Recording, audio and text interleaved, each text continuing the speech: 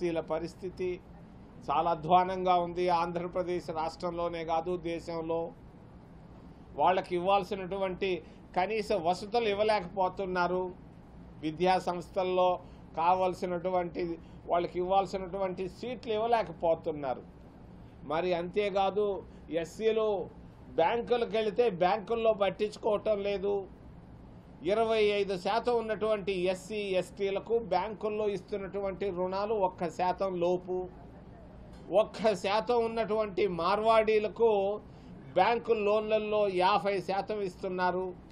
ఒక మార్వాడి 45,000 కోట్ల రూపాయలు తీసుకున్నాడు మరి జాతీయ బ్యాంకుల నుంచి. అందులో 1% మాత్రమే గట్టి 99% ఎగ్గొట్టాడు. ఆయనకు మళ్ళా 10,000 కోట్ల రూపాయలు ఇవ్వబోతున్నారు. ఇది ఎక్కడి న్యాయం? ఓబీసీలు దాదాపు 50% ఉన్నారు. వాళ్ళకు వస్తున్నటువంటి బ్యాంకు లోన్లు 2%. 50% ఉన్నోళ్ళకి 1% ఉన్నటువంటి మార్వాడీలు గుజరాతీలకి బ్యాంకు లోన్లు 50% ఇస్తున్నారు. భారతదేశ ఆర్థిక సంపద అంతా కొంతకే వెళుతూ ఉంది, కొంతమందికే వెళుతూ ఉంది. దీన్ని మరి ఆలోచించాల్సిన అవసరం అందరిపైన ఉంది. బ్యాంకులను నియంత్రించాల్సిన అవసరం అందరిపైన ఉంది. బ్యాంకులు కొందరి సొత్తు మాత్రం కాదు. ప్రైవేటీకరణ నుంచి మనం తీసుకొచ్చాం, జాతీయం చేశాం బ్యాంకులన్నింటినీ. బ్యాంకులు ఈరోజు ఒక ప్రైవేట్ బ్యాంకుల్లాగా ఉన్నాయి, కానీ బ్యాంకులు అందరికీ అందుబాటులో లేవు. రెండోది ప్రభుత్వ కాంట్రాక్టులు. ప్రభుత్వ కాంట్రాక్టుల్లో కర్ణాటక ప్రభుత్వంలో 25% ప్రభుత్వ కాంట్రాక్టులు ఎస్సీ ఎస్టీలకు ఇస్తున్నారు. 15% ప్రభుత్వ కాంట్రాక్టులు ఓబీసీలకు ఇస్తున్నారు. మరి ఆంధ్రప్రదేశ్ రాష్ట్రంలో ప్రభుత్వ కాంట్రాక్టులు ఎందుకు ఇవ్వటం లేదు? ఓ చంద్రబాబు నాయుడు, ఓ సామాజిక న్యాయాన్ని గురించి నువ్వు మాట్లాడినప్పుడు వర్గీకరణలో నేను విన్నా, 1.5 గంట సేపు ఉపోద్ఘాతాన్ని విన్నా. దీనికి జవాబు చెప్పు. ఎస్సీ ఎస్టీ ఓబీసీలకు ప్రభుత్వ కాంట్రాక్టుల్లో ఎందుకు ఇవ్వటం లేదు? వాళ్ళ దామాషా అంతా ఒక వర్గీకరణ చేసిన వాళ్ళకే ఇస్తున్నావు కాంట్రాక్టులు. కర్రతో చెట్టులు కొట్టేది కూడా నువ్వు ఎత్తుకోపోయి మరి పశ్చిమ గోదావరి జిల్లాలో ఒక నీ మిత్రుడికి ఇచ్చుకున్నావే. ఏమి మరి ఇక్కడ ఉన్నటువంటి మరి ఎంతోమంది బీటెక్ పాస్ అయినటువంటి వాళ్ళు గుంటూరు జిల్లాలో 1000 మంది ఉన్నారే, వాళ్ళకి ఇచ్చి ఉండొచ్చు కదా 80 కోట్ల కాంట్రాక్టు. మరి మైన్లు, నేను వెళ్ళాను పోయిన వారం మైన్ల ఆఫీసులకి. నేను అడిగాను ఎన్ని వేల మైన్లు ఉన్నాయి ఆంధ్రప్రదేశ్ రాష్ట్రంలో అని అడిగితే వాళ్ళు చెప్పుకొచ్చారు కొన్ని వేలు ఉన్నాయని చెప్పారు. ఎంతమందికి లీజులు ఇచ్చారంటే 1000 మందికి లీజులు ఇచ్చామన్నారు. అందులో ఎస్సీలకు ఏమైనా ఇచ్చారా అనంటే ఆఫీసర్ బ్యా అన్నాడు వాడు. ఓబీసీలకి ఎవరికన్నా ఇచ్చారా ఈ మైన్లు అంటే వాడు జవాబే చెప్పలేకపోయాడు.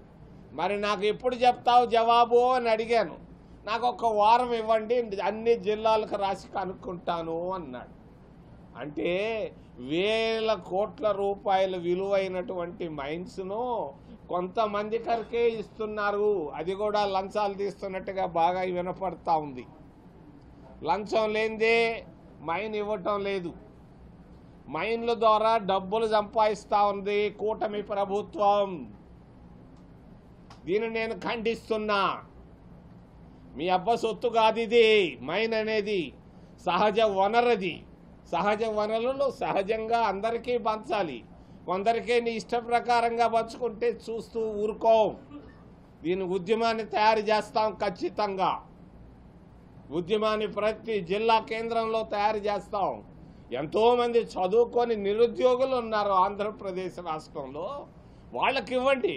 ఇసుక కాంట్రాక్టులు ఎవరికి ఇస్తున్నారు? మీరు మీ సొంత వాళ్ళకి ఇచ్చుకుంటున్నారు.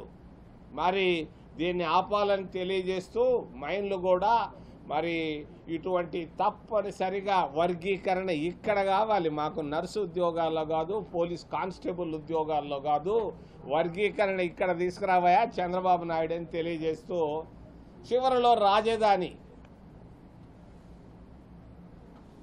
70 సంవత్సరాల నాడు తిరుపతికి ఇస్తామనంటే తిరుపతి వద్దని సంజీవ్ రెడ్డి తీసుకెళ్ళాడు కర్నూలుకి. కర్నూలు నుంచి హైదరాబాద్ పోయింది, హైదరాబాద్ నుంచి తొళ్ళూరుకు వచ్చింది. మరి దాన్ని కాదని ఒక ఆయన 3 దగ్గరలు అన్నాడు, ఇంకొక ఆయన కాదు ఇక్కడే అని అన్నాడు. దాని జోక్యానికి నేను ఇప్పుడల్లా పోను, టైం ఇద్దాం బాగా. కానీ రాజధాని అనేది ఒక రియల్ ఎస్టేట్ కాకూడదు. రాజధాని నగరం అనేది ఒక రియల్ ఎస్టేట్ కాకూడదు. రాజధాని కట్టేదానికి రాఘవులు చెప్పాడు, బివి రాఘవులు సిపిఎం నాయకులు, 1000 ఎకరాలు చాలయ్యా, నీకు 1000 ఎకరాల్లో సర్దుబాటు చేసుకోవయ్యా అని అన్నాడు. నిజం, హైదరాబాద్కు 1000 ఎకరాలు ఉంది. మద్రాసు రాష్ట్రంలో ఎన్ని ఎకరాలు ఉన్నాయి, కర్ణాటకలో ఎన్ని ఎకరాలు ఉంది, మరి ఇక్కడ ఎందుకు భువనేశ్వర్లో ఎన్ని ఎకరాలు ఉన్నాయి, ఢిల్లీలో ఎన్ని ఎకరాలు ఉన్నాయి. ఈరోజు ఆంధ్రప్రదేశ్లో కట్టబోయే రాజధానికి నిన్న ఒక మిత్రుడు చెప్తున్నాడు, ఇంకొక 40,000 ఎకరాలు నాకు కావాలి అని. ఎందుకని నీకు 40,000 ఎకరాలు? నువ్వు ఎక్కడ అమ్ముకుంటున్నావు మాకు తెలుసు, ఎక్కడ డైలాగ్ స్టార్ట్ అవుతుందో తెలుసు, ఎంత కరప్షన్ ఉందో రాజధాని నగరంలో తెలుసు మాకు. ఇదొక రియల్ ఎస్టేట్ కేంద్రంగా తయారు కాకూడదు. రాజధాని అనేది ఒక పవిత్రమైనటువంటి స్థలంగా భావిస్తాం మేము, ఇష్టం ఉన్నా లేకపోయినా ఒప్పుకుంటాం. కానీ రాయలసీమ జిల్లాల్లో ఒంగోలు నుంచి కర్నూలు దాకా అందరూ బాత్తో ఉన్నారు. ఈ గవర్నెన్స్ అనేది ఒకటి వచ్చింది. ఇంకొకటి వాట్సాప్ పరిపాలన అని మీరే చెప్పారే, ఎందుకయ్యా 50 ఫ్లోర్లు ఎందుకయ్యా రాజధాని ఆ సెక్రటేరియట్కి? ఇది ఉత్సాహానికి నేను మెచ్చుకుంటాను, కానీ నువ్వు చెప్పే మాటల్లో ఆంతర్యం ఏంటయా? 50 అంతస్తుల భవనం ఎందుకయా? ఆడ ఒక మూరడు గోతి దోవితే నీళ్లు వస్తున్నాయి, నువ్వు 50 అంతస్తులు కడతానంటావు. కట్టు కట్టు కట్టు, కానీ చాలామంది బాధపడుతున్నారు. అన్ని జిల్లాల ప్రజలు సంతోషంగా లేరు. 1000 కోట్ల రూపాయలు ఒక దగ్గర పెట్టడం అనేది చాలా చాలా బాధాకరం. రాజధాని నగరంలో మరి రియల్ ఎస్టేట్ చేస్తే మేము ఊరుకో. తీసుకొచ్చినటువంటి భూముల్ని ఎవరికి ఇస్తున్నారు, ఏ కారణంతో ఇస్తున్నారు, ఏ పద్ధతితో ఇస్తున్నారు, ఎంత డబ్బు తీసుకున్నారనేది మేము తర్వాత అడుగుతాం. మేము కూడా సేకరిస్తున్నాం ప్రతి చిన్న విషయం. రాజధాని అనేది ఒక పారదర్శకత అవసరం అని తెలియజేస్తూ, ఏదైనా ప్రశ్నలు ఉంటే దయచేసి అడగనని మిమ్మల్ని చేతులెత్తి ప్రార్థిస్తున్నా.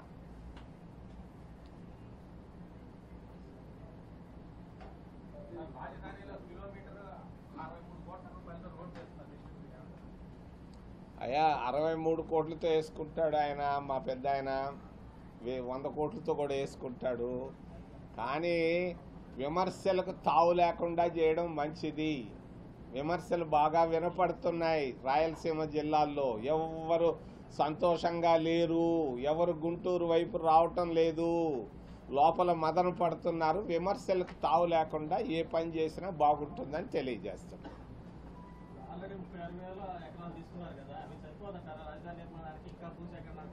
మా బివి రాఘవులు గారు సిపిఎం పార్టీ నాయకులు చెప్పారు, 1000 ఎకరాలు చాలా, దాంతో తృప్తి పడవయ్యా అని. 36,000 ఎకరాలు తీసుకున్నారు. మళ్ళీ ఇంకో 40,000 ఎకరాలని నేను ఒక ఆయన చెప్తుంటే విన్నాను. ఇవన్నీ విమర్శలకు దగ్గర అవుతున్నారు. ఇది ఒక రియల్ ఎస్టేట్ కేంద్రంగా తయారు కాకూడదు. రాజధాని ఒక పవిత్రత ఉంది, దాన్ని జాగ్రత్తగా మెయింటైన్ చేయాలని నేను కోరుకుంటున్నాను.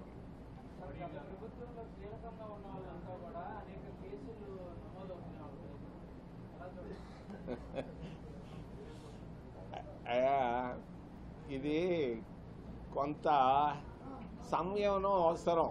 ప్రతిపక్షాలని గౌరవించుకుంటూ పోతేనే పాలకపక్షానికి మంచిది. కేసులు పెట్టుకుంటా పోతుంటే, ఆ రోజు మొరార్జీ దేశాయ్ అని ఒక ఆయన ఉండేవాడు, ఇందిరాగాంధీ పైన షా కమిషన్లన్నీ వేసి ఇబ్బంది పెట్టాడు. అట్ట లేకుండా చాలా చాలా చాలా సంయమనంతో పోతే మంచిది. కేసులు ఎక్కువ పెట్టడం కూడా అంత మంచిది కాదు. చట్టం తన పని చేసుకుంటుంది తప్పనిసరిగా. కరెంటు బిల్లులు ఎక్కువ వస్తున్నాయి కదా సార్ రాష్ట్రంలో. కరెంటు బిల్లులు ఎక్కువ వచ్చిన మార్కెట్లో పెట్టిన పగలగొట్టండి తమ్ముడు అన్నారు కదా, ఇప్పుడు అందరికీ కరెంటు బిల్లులు 6,000, 7,000 ఛార్జ్ చేసి ఎక్కువ పడుతున్నాయి కదా దాని మీద. మేము ఖండిస్తున్నానే, అది తప్పది. కరెంటు బిల్లులు సాధారణంగా ఉండాలి. కాంగ్రెస్ ప్రభుత్వం ఎట్లా తీసుకొచ్చిందో అదే విధానాన్ని అందరూ పాటించాలి.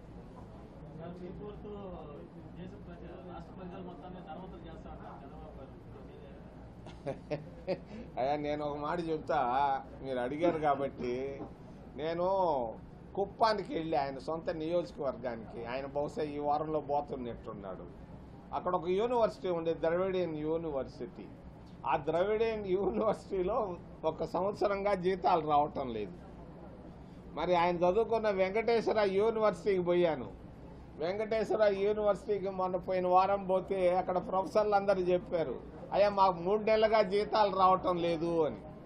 ఈ జీతాలు ఈయన వాళ్ళు ఇంకొకరిని ఏం చేస్తాడో నాకైతే, నేను రిజర్వ్ చేస్తున్నాను నా నిర్ణయాన్ని. తమ్ముళ్ళు సంపద సృష్టిద్దామని చెప్పారు కదా సార్ చంద్రబాబు గారు ఎలక్షన్ ముందు. ఎలా సంపద సృష్టిస్తారు, లేకపోతే ప్రభుత్వ పథకాలు కూడా ఇంతవరకు పూర్తిగా అందరికీ అందినట్టు కనిపించలేదు. ఎవరికీ అందటం లేదు. చాలా అసంతృప్తి మొదలైంది కూటమి ప్రభుత్వం పైన. నేను వచ్చే ముందు రాత్రి ఒక 3-4 చీఫ్ సెక్రటరీలు, రిటైర్ అయిన చీఫ్ సెక్రటరీలతో మాట్లాడాను. ఆర్థిక శాస్త్రం బాగా తెలిసిన వాళ్ళు నాకు చెప్పుకొచ్చారు, ఆయన రాంగ్ ట్రాక్లో ఉన్నారు, ఆయన సరైన సలహాదారులు లేరు, ఆయన కష్టాల్లో పడుతున్నాడు, ఆ రాష్ట్రం బ్యాంక్రప్ట్ స్టేట్ అవుతా ఉందని చెప్పారు.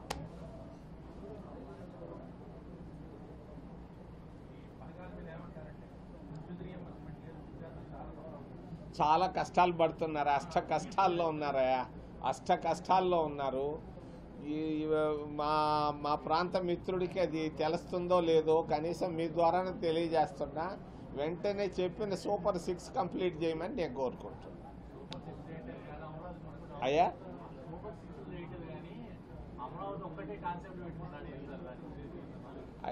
నేను చెప్పాను కదా, రాజధాని రియల్ ఎస్టేట్ చేస్తున్నారు వాళ్ళు.